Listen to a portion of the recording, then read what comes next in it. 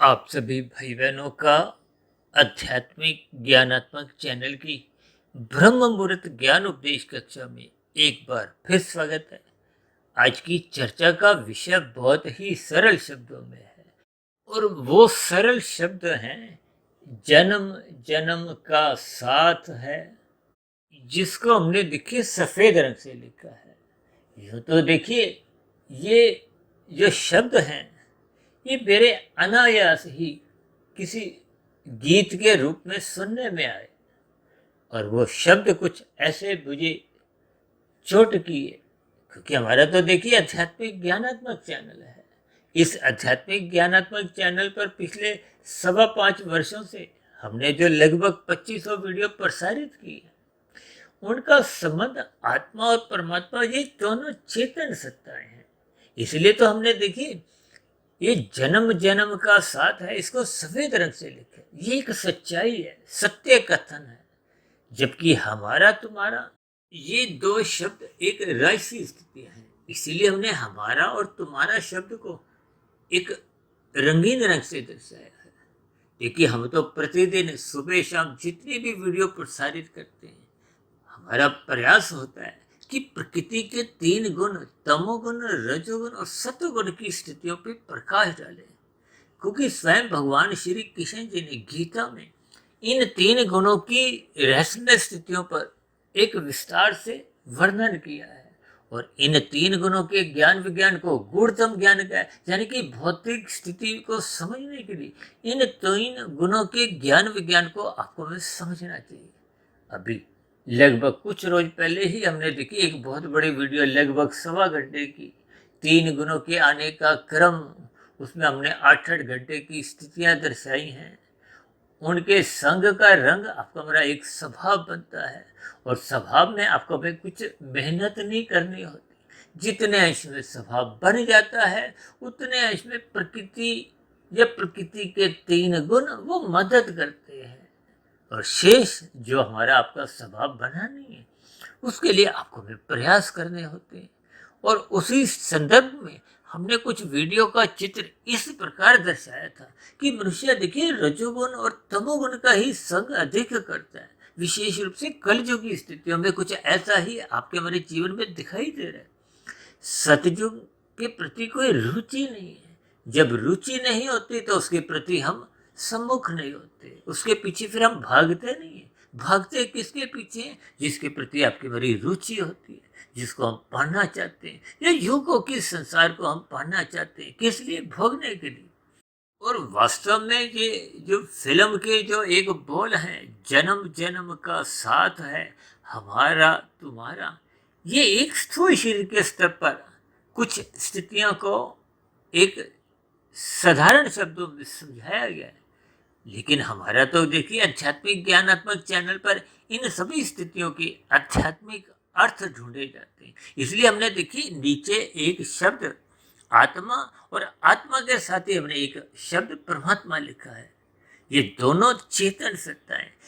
इसलिए हमने आत्मा परमात्मा के नीचे ही एक चिन्ह सफेद रंग का लगाया है, और उस चिन्ह को दोनों ही तरफ से, यानी कि आत्मा का परमात्मा से संबंध है और परमात्मा का आत्मा से संबंध है। इस चिन्ह को इसलिए दर्शाया है ताकि इस चिन्ह से हम कुछ ज्ञान लें, अपनी मूल स्थिति को समझें। यूं ही मनुष्य जीवन के अवसर को ये राजसी स्थितियों में देखिए, रजोगुण की जितनी भी स्थितियां हैं, ये तो मात्र एक समय की बर्बादी है। क्यों?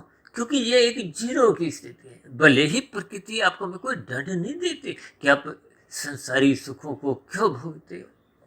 देखिए सरकार भी आपको अधिक धन कमाने के लिए, अधिक संसारी विषयों को भोगने पे कोई दंड नहीं देती, क्योंकि ये एक राजसी स्थिति है। देखिए राजसी स्थितियों को जब हम विधि पूर्वक, देखिए विधि पूर्वक का मतलब क्या है? जैसे हम अक्सर इन सभी स्थितियों को लाल बत्ती पे रुकने से, हरी बत्ती पे चलने से, यातायात के नियमों से जोड़ के समझाते हैं, ताकि बात किसी तरह आपको एक संसार के रहते हुए समझ में आ जाए। हम प्रकृति के गुणों की स्थितियों को समझें, क्योंकि वेदों में तो आरंभिक स्तर पे ही विभिन्न प्रकार के दिशा निर्देश दिए गए। जैसे यातायात में दिशा निर्देश दिए गए ना, ये करो ये मत करो। जो मना किया गया है, निषेध स्थितियां हैं। अब निषेध में देखिए, पीकर गाड़ी चलाना मना है, फोन पे बात करते हुए गाड़ी चलाना मना है। और भी देखिए विभिन्न स्थितियां, हम तो देखिए लाल बत्ती पे रुकने और हरी बत्ती की स्थितियों को विशेष रूप से जोड़ते हैं, ताकि बात साधारण स्तर पे भी आपको में समझ में आए। यही बात वेदों में एक दिशा निर्देश के रूप में समझाया गया, ये करो ये मत करो। जो करने की स्थिति है उनकी अनुमति दी गई है, लेकिन साथ में विधि विधान शब्द का इस्तेमाल हुआ है। विधि का मतलब होता है कानून से, विधान का मतलब एक व्यवस्था में, उस व्यवस्था के अंतर्गत आपको भी कुछ कर्मों की शास्त्र अनुमति देते हैं, ये आप कर सकते हो। संसार के ये सुख आप भोग सकते हो, लेकिन वो सभी स्थितियों के साथ ही कुछ विशेष स्थितियों का ज्ञान दिया गया। उस ज्ञान को मनुष्य समझता नहीं। देखिए शास्त्र में कहा गया ना, ये मत करो ये मत करो। कितनी जगह एक साधारण स्थितियों में ये बात समझाएगी, लेकिन मनुष्य उन स्थितियों को समझता नहीं। अब शास्त्र तो कभी भी आपको में मांसाहार भोजन खाने की अनुमति नहीं देती। अब भले ही देखिए कानून के द्वारा आपको भी कोई दंडित नहीं किया जाता। कोई अंडा मांस खाता हो तो उसको किसी प्रकार से पुलिस पकड़ के न्यायालय में पेश नहीं करती, यानी न्यायालय द्वारा भी उसको कोई दंड नहीं दिया जाता। ये बहुत साधारण सी स्थिति है। हालांकि शास्त्रों में तो यहाँ तक भी कहा गया कि कानून का पालन करना आपका कर्तव्य है, लेकिन कानून से जब शास्त्र की एक स्थितियों का हम जिक्र करते हैं, तब ऐसी स्थितियों में शास्त्र को हमें विशेष महत्व देनी होती है। इसलिए तो शास्त्र बार बार कहते हैं धर्म को प्रथम स्थान पे रखो। अब धर्म की स्थितियों का बोध कब होता है?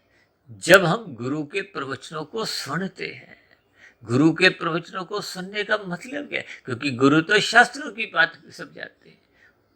देखिए हम गुरु की बात को सुने चाहे शास्त्रों को पढ़े, क्योंकि शास्त्रों को पढ़ने में आपको में अपनी बुद्धि अधिक लगानी होती है, जबकि गुरु के प्रवचनों को सुनने पे गुरु कुछ सरल स्थितियों में शास्त्रों की बातों को समझाने का एक प्रयास करते हैं। देखिए इसका मतलब ये भी नहीं कि मैं आपका कोई गुरु हूँ। देखिए मैं तो अपने संबोधन में सदा ही एक आध्यात्मिक मित्र के नाम से अपने शब्दों को संबोधित करता हूँ, क्योंकि मेरी स्थिति भी आप भाई बहनों के समान ही है। तो देखिए परमात्मा की प्रेरणा से, गुरुओं के आशीर्वाद से, देखिए जब हम इन सभी स्थितियों को ब्रह्म मुहूर्त में निरंतर इन पर चिंतन मनन करते हैं, शोध करते हैं। देखिए चिंतन मनन एक साधारण स्थिति है जब मन बुद्धि को एकाग्र किया जाता है। और हम तो बार बार कहते रहते हैं सत्वगुण का संग करो। देखिए सत्वगुण का संग करना ही तो सत्संग की स्थिति है। अक्सर मनुष्य सत्संग की स्थितियों को वृद्धावस्था के साथ जोड़कर कुछ अपने आप को अलग कर देते हैं। विशेष रूप से देखिए युवावस्था, प्रौढ़ावस्था की स्थितियों में मनुष्य इन सभी स्थितियों से अपने आप को छोड़ नहीं पाता। आज क्योंकि वीडियो का कुछ नाम ही ऐसा, राजसी स्थितियां हैं जो युवा वर्ग से भी संबंध रखती हैं, एक प्रौढ़ अवस्था से भी संबंध रखती है, एक वृद्धावस्था से भी संबंध रखती है। देखिए स्थूल शरीर के स्तर पर भी संबंधों की कोई शास्त्र विरोध नहीं करती, लेकिन एक मर्यादा तक इन सभी स्थितियों को आपको भी समझना होता है, क्योंकि शरीर तो बदलते रहते हैं। ये जो जन्म जन्म का साथ है हमारा तुम्हारा, ये एक दार्शनिक भाव है। देखिए इन सभी स्थितियों को जब हम कर्मफल सिद्धांत की स्थितियों में अंतर्गत तोलते हैं, इन पर चिंतन करते हैं, तो स्थितियां कुछ अलग ही नजर आती। लेकिन वहां तक साधारणतः एक मनुष्य अपने चिंतन को, मनन की स्थितियों को ले जाता नहीं, क्योंकि एक साधारण मनुष्य की शास्त्रों के प्रति कोई एक बहुत गहरी रुचि होती नहीं, क्योंकि परमात्मा को पाने का लक्ष्य नहीं। लक्ष्य संसार को पाने का, संसार को भोगने के, जिसके फलस्वरूप देखिए आप और हम भौतिक शिक्षा में भी देखिए 20-25 वर्ष जीवन के आरंभिक स्तर पे ही लगा देते हैं, और उस 20-25 वर्ष में हम अपना समय तो लगाते ही हैं, धन भी लगाते हैं। क्यों? क्योंकि संसार को पाने की इच्छा है, उसके लिए भौतिक शिक्षा लेना अनिवार्य है। उस भौतिक शिक्षा के साथ साथ यदि हम आध्यात्मिक ज्ञान को भी अपने जीवन में एक सकारात्मक भाव से लेते हैं, तो आपके हमारे जीवन में ये जो अर्थ और काम है, ये बिगड़ते नहीं। देखिए, सतोगुण को धर्म से जोड़ा जाता है। सतोगुण को हो, धर्म को हो, ये धर्म की स्थितियां जितनी मजबूत होंगी, उतना आपका हमारा अर्थ और काम ये मर्यादित रहता है। जब अर्थ और काम मर्यादित रहता है, तो आपका हमारा स्थूल शरीर, सूक्ष्म शरीर, कारण शरीर, ये तीनों शरीर स्वस्थ बने रहते हैं। जब ये तीनों शरीर स्वस्थ बने रहते हैं, तो आत्मा पर किसी भी प्रकार की कोई अप्रिय स्थितियां, यानी कि आत्मा का जो ज्ञान है, वो फिर ढकता नहीं है, कमजोर नहीं होता, आवृत नहीं होता। तो फिर ऐसी स्थितियों में देखिए, जब आत्मा अपने मूल स्वरूप में स्थित रहती है, तो परमात्मा और आत्मा का तो सजातीय संबंध है। उसी सजातीय संबंध को समझाने के लिए हमने आत्मा और परमात्मा के मध्य एक चिन्ह सा लगाया, जो दोनों दिशाओं में ही जा रहा है। यानी कि आत्मा का परमात्मा से संबंध है और परमात्मा का आत्मा से संबंध। देखिए, परमात्मा के अलग अलग स्थितियां हैं। अक्सर हम अपनी चर्चाओं में इन पर भी कभी कभी कुछ प्रकाश डालते हैं।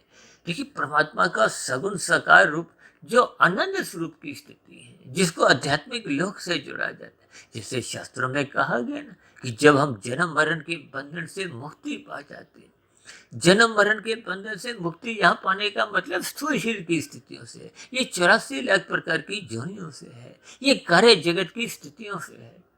क्योंकि जब तक कारण बना रहता है, तो ये कार्य अपनी स्थितियां बार बार बदलता रहता है। आपके बड़े बार बार 84 लाख प्रकार की जोनियों के जो जन्म की स्थितियां हैं, वो कर्मों के आधार पे, कारण शरीर के आधार पर, कर्माशय कहो, संस्कार को।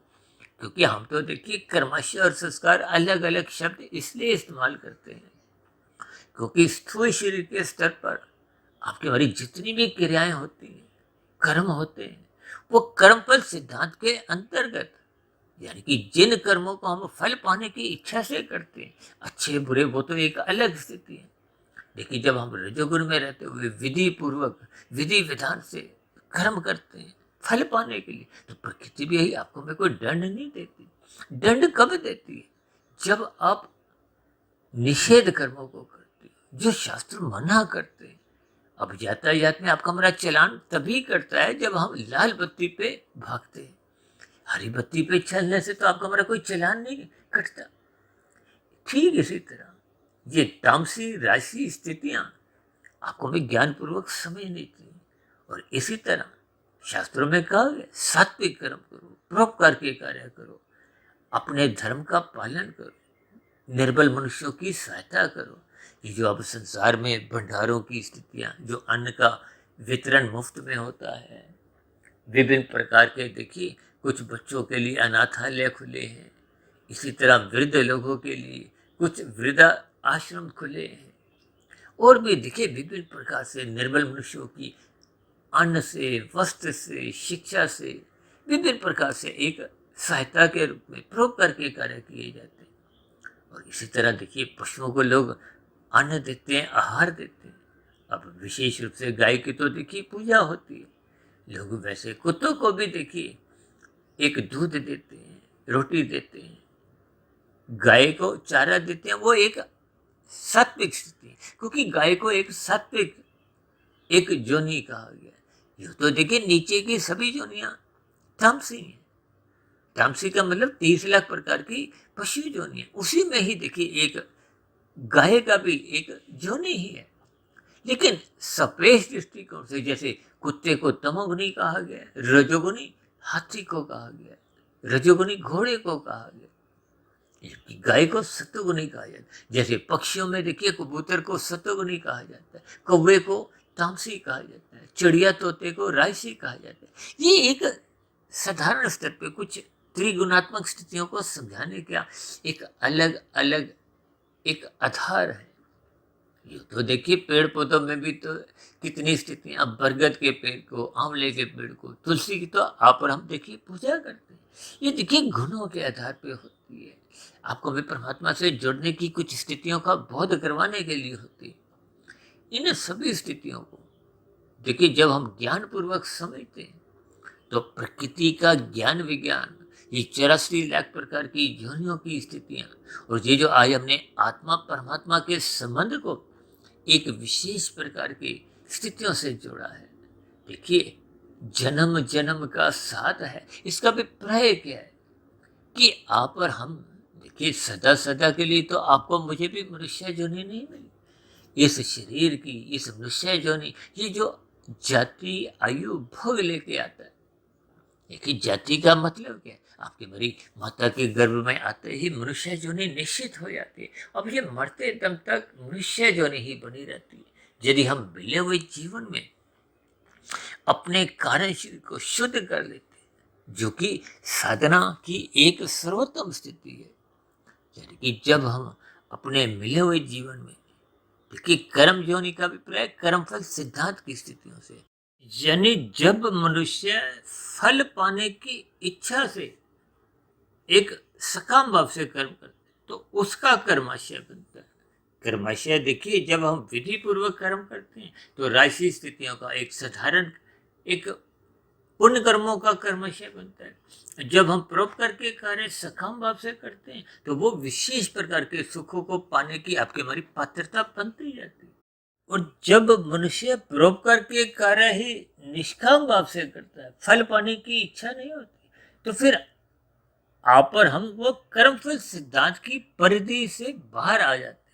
फिर हम निष्काम भाव से किए गए कर्मों की आपकी हमारी स्थिति कर्म योग, ज्ञान योग, भक्ति योग की स्थितियां, यानी कि योग की स्थितियां उत्पन्न होती। ये योग की स्थितियों का ही एक विशेष महत्व है, जिसके फलस्वरूप आपका हमारा मन बुद्धि के स्तर पर एक अच्छे विचार बनने लगते हैं, जो निरंतर बनते बनते फिर कार्यशील में शुभ संस्कार बनते जाते हैं। अब कार्यशील जब शुभ संस्कारों से सुसज्जित होता जाता है, संवरता जाता है, तो आपकी हमारी जो एक पात्रता है वो शुद्ध कमाई के अंतर्गत, वो आत्मा का जो पहले ज्ञान आवृत हो चुका था अज्ञानता के कारण, संसारी विषय भोगों को भोगने के कारण, देखिए जब हम तमोगुण में छीनने की स्थितियों में अपने आप को स्थित कर लेते हैं, अक्सर हम कहते हैं ना, लाभ से जुड़ो, लोभ तक भी स्थिति बिगड़ती नहीं है। बिगड़ती कब है? जब लोभ संग्रह का रूप धारण कर देते हैं। संग्रह में मनुष्य नीतिगत कार्य करता हुआ ये जो घोटालेबाजी की स्थितियां हैं, देखिए आरंभिक स्तर पर चोरी डकैती, ये सभी स्थितियां, घोटालेबाजी की स्थितियां, इन सभी स्थितियों से आप और हम भली भांति परिचित हैं। और ये सभी स्थितियां आपको हमारे कर्माशय भी बिगाड़ती हैं, संस्कार भी बुरे बिगाड़ते हैं, जिसके फलस्वरूप कार्यशील में बुरी स्थितियां, बुरे संस्कार, ये आपके हमारी आत्मा के ज्ञान को आवृत करते हैं। अब ऐसी स्थिति विशेष में वो आत्मा परमात्मा से विमुख हो जाती है, यानी कि परमात्मा का अस्थायी जो एक संबंध है वो टूट जाता है। ये तो देखिए जो हमने दार्शनिक स्थिति देखी है, जन्म जन्म का साथ है, हमारा तुम्हारा, यहाँ हमारा का अभिप्राय आत्मा से है, तुम्हारा का अभिप्राय परमात्मा से है, जिसको मैंने एक फिल्मी गीत के बोलों से ही इन सभी स्थितियों को ज्ञान पूर्वक, अर्थ पूर्वक, एक तर्क पूर्वक, बहुत ही युक्ति पूर्वक समझाने का आपको हम प्रयास कर रहे हैं, ताकि स्थिति की गहराई को आप और हम समझें, अपनी मूल स्थिति को पहचानें। क्योंकि हम स्थूल शरीर नहीं है, हम सूक्ष्म शरीर नहीं है, हम कारण शरीर नहीं है। जब इन सभी स्थितियों का आपको में ज्ञान पूर्वक बोध होने लगता है, तो परमात्मा का जो सजातीय संबंध जिसको आप और हम भूल चुके थे, देखिए परमात्मा क्योंकि आनंद स्वरूप सत्ता है, परमात्मा तो इस संबंध की स्थिति में मौजूद रहते हैं, क्योंकि परमात्मा की सत्ता को निर्गुण निराकार ब्रह्म रूप से भी जोड़ा जाता है, जो प्रकृति के 3 गुणों को एक कार्य रूप में एक गति देती है। देखिए ये माया के जो गुण हैं, जिनको हम बार बार कहते रहते हैं, ये बहुत ही परिवर्तनशील है। अक्सर दो साधारण मनुष्य आपस में बात करते हुए क्या कहते हैं, प्रकृति में हर क्षण परिवर्तन होता है, जबकि प्रकृति के 3 गुण, तमोगुण, रजोगुण और सतोगुण, ये तीन गुण एक जड़ यंत्र है, क्योंकि यंत्र सभी के सभी जड़ ही होते हैं, उनका स्वभाव होता है। अब तमोगुण का अलग स्वभाव है, रजोगुण का अलग स्वभाव है, सत्वगुण का अलग स्वभाव है। और शास्त्र तो कहते हैं ना, तमोगुण रजोगुण तो बंधनदायक है, सत्वगुण मुक्तिदायक है। इसलिए कहते हैं सत्संग करो, सत्वगुण का संग करो। ये जो हमने कुछ दिन पहले जो वीडियो बनाई थी स्वभाव और प्रयास के लिए, देखिए जब आपका हमारा अच्छा स्वभाव बढ़ जाता है, शुभ संस्कार कार्यशील में बढ़ जाते हैं, तो आपको में अच्छे काम करने नहीं पड़ते, वो सहज ही प्रकृति की प्रेरणा से परमात्मा की व्यवस्था में अपने आप ही होने लगते हैं। और जब आपका हमारा स्वभाव बिगड़ जाता है, देखिए जिन मनुष्यों का स्वभाव तामसी बन गया है, छीना झपटी का स्वभाव बन गया है, चोरी डकैती उनकी दिनचर्या में बनी रहती है, तो फिर ऐसे मनुष्यों से बार बार पाप कर्म होते रहते हैं। तो फिर पाप कर्म होते होते उनका कर्माशय बिगड़ता है। देखिए स्थूल शरीर के स्तर पर कर्माशय बिगड़ता है, और मन बुद्धि के स्तर पर जब आपके मेरे एक मानसिक स्थितियां बुराई से जुड़ी रहती है, तो फिर वैसे वैसे संस्कार बनते हैं। ये संस्कारों की स्थितियां कारण शरीर में रहती है, कर्माशय की स्थितियां कारण शरीर में रहती है। यूँ तो शास्त्रों में देखिए कर्माशय को भी तकनीकी रूप से धर्म अधर्म संस्कार कहा जाता है, और जो जिनको हम संस्कार कहते हैं उनको वासना रूपी संस्कार कहा जाता है। ये नीचे की योनियों में देखिए जो हम पाप कर्मों का दुख रूपी फल भोगते हैं, हालांकि परमात्मा ने तो देखिए नीचे की योनियों को कर्म से अच्छेत रखा है, ताकि उनको अपने दुखों का बोध नहीं हो।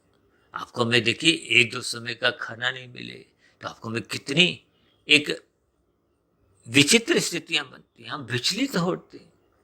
जबकि नीचे की जोनियों के पशु हैं, पक्षी हैं, उनको 2 दिन 4 दिन 5 दिन खाना नहीं भी मिलता, तो भी अपनी वो दिनचर्या में अपना जीवन बिताते हैं।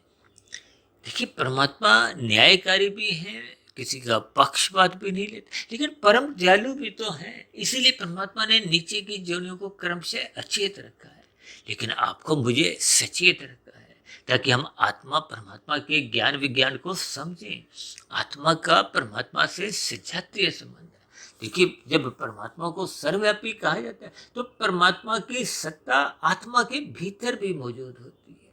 और जब हम कहते हैं ना आत्मा परमात्मा के, ये जैसे गीता में कहा गया है, देखिए परमात्मा एक सखा रूप में, एक मित्र की भांति सदा ही आपके हमारे सम्मुख बने रहते हैं।